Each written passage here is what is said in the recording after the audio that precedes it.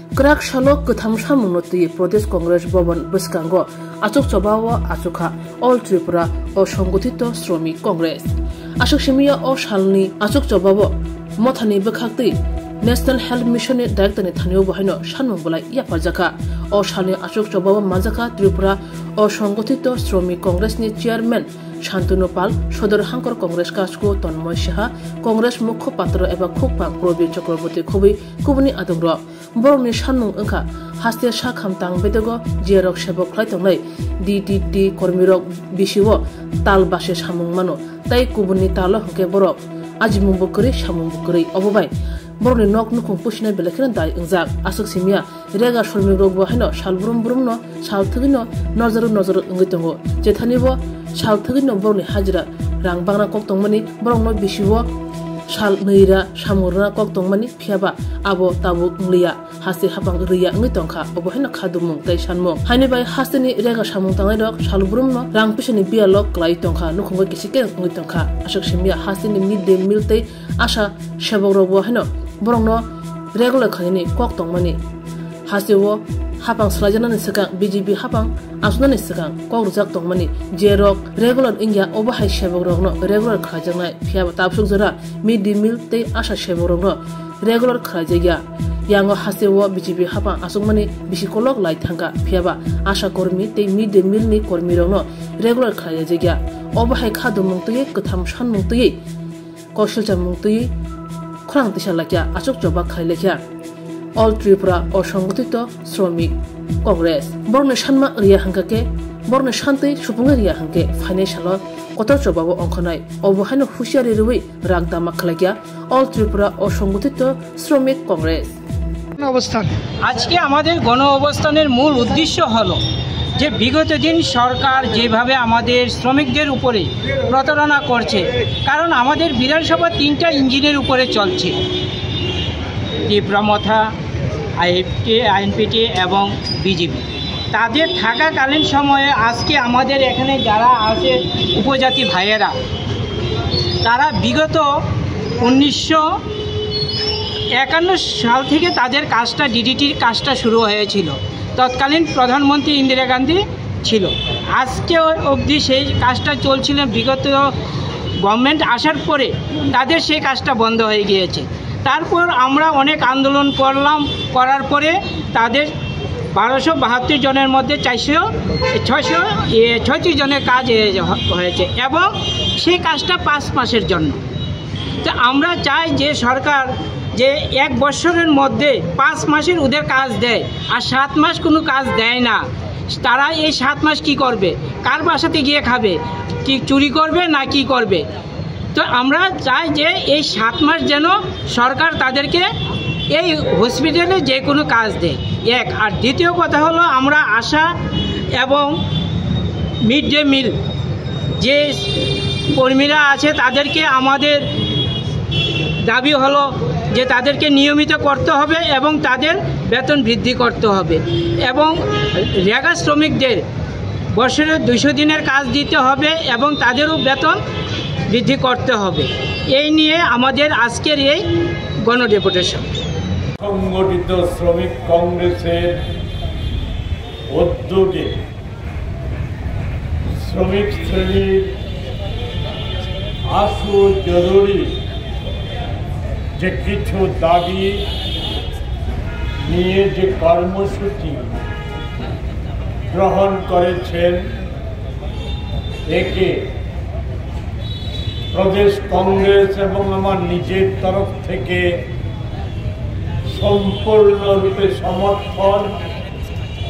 এবং সংগ্রামী অভিনন্দন জ্ঞাপন করি আমি খুব দীর্ঘ আলোচনা এখানে করতে চাইছি না কারণ আপনাদের কর্মসূচিতে আছে এখানকার অবস্থানের পর সংক্ষিপ্ত পরিসরে সভা এবং দাবিগুলি নিয়ে স্বাস্থ্য অধিকর্তার নিকট প্রতিনিধিমূলক ডেপুটেশন আমি সংক্ষিপ্তভাবে যে কথাটা বলবো ভারতবর্ষ জুড়ে আজ যে অবস্থা চলছে আমাদের রাজ্যেও, সে অবস্থায় খুব সংক্ষেপে বর্ণনা করতে গেলে এটাই বলতে হয়, স্বাধীনতার পর এমনতর অরাজকতা, বিশৃঙ্খলা আর এমনতর অভাব, দারিদ্র, এমনতর মূল্য বৃদ্ধি, এমনতর শোষণ, প্রতারণা, বঞ্চনা অতীতে কোনো দিন ভারতে দেখা যায়নি। এটা আমার কথা নয়, সমস্ত ইতিহাস তুলে ধরতে চাই না। আজ থেকে 4 মাস আগে কেন্দ্রীয় সরকারের এক গুরুত্বপূর্ণ মন্ত্রী নীতিন গডকরি সাহেব বলতে বাধ্য হয়েছিলেন যে ভারতবর্ষের শ্রমিক, ভারতবর্ষের কৃষক একই সংগঠিত হোক আর অসংগঠিত হোক, এবং দরিদ্র মানুষের আজকের দিনে যে অবস্থা, এটা পরাধীন ভারতে ব্রিটিশ শাসনে যে অবস্থা ছিল তার চাইতেও খারাপ। নরেন্দ্র মোদী, অমিত শাহ আর তার তল্পিবাহক প্রচার মাধ্যম যতই ঠাক পিটাক, যা কিছুই বলো, এটা ঘটনা। ভারতবর্ষের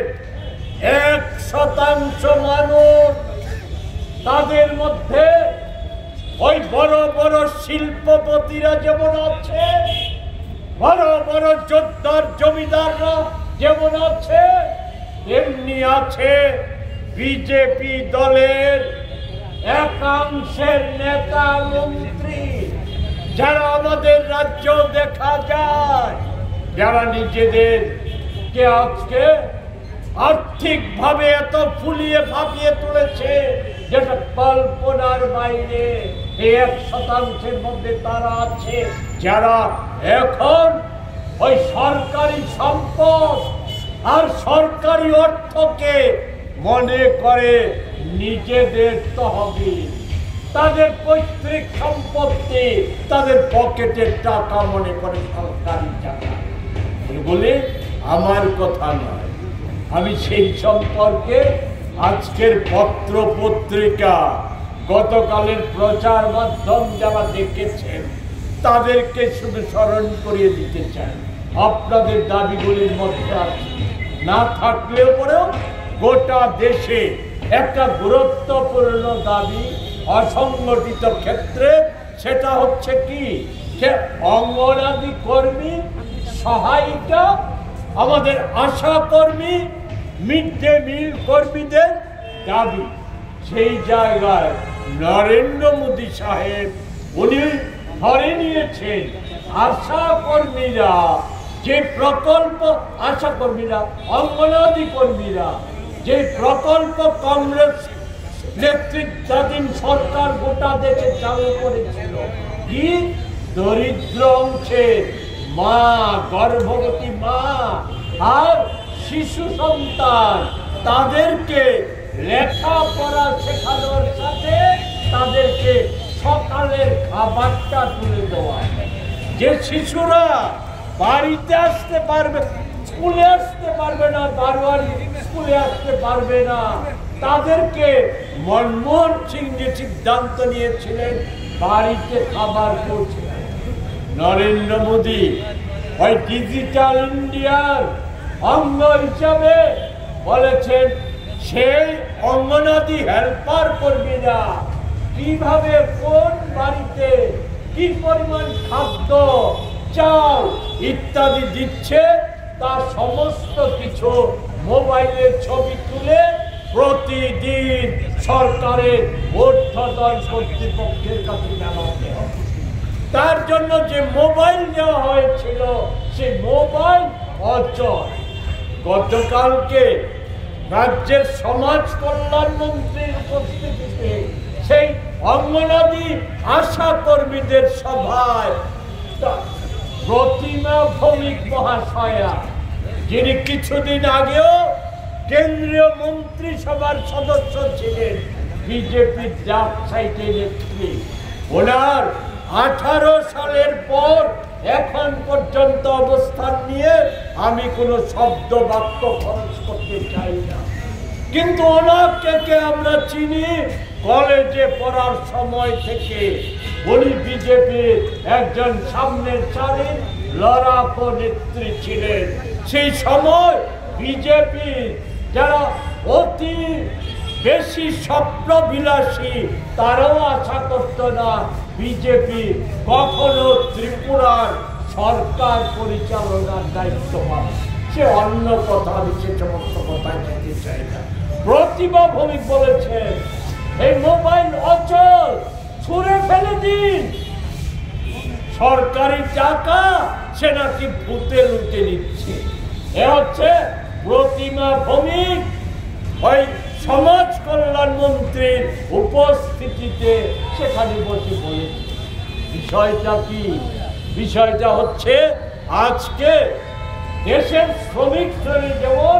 আমাদের রাজ্যেরও শ্রমজীবী মানুষ তাদের দুরবস্থার কথা আজকে বুঝতে পারছে, এর জন্য দায়ী কারা এটা আজকে চিহ্নিত করতে পারছে। ফলে এরা যাতে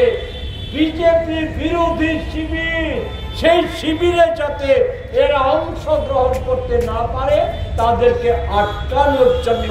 নানা প্রচেষ্টা নেওয়া হচ্ছে। সেই প্রচেষ্টারই অংশ আমি বলবো, প্রতিমা ভৌমিকজি, আপনি যদি মনে প্রাণে ওই আশা কর্মীদের দাবিকে সমর্থন করে থাকেন, অঙ্গনাদি কর্মীদের সমস্যাকে সমর্থন করে থাকেন, অসংগঠিত শ্রমিকদের অভাব দুর্দশাকে যদি আপনি ন্যায্য বললেই মনে করে থাকেন, তাহলে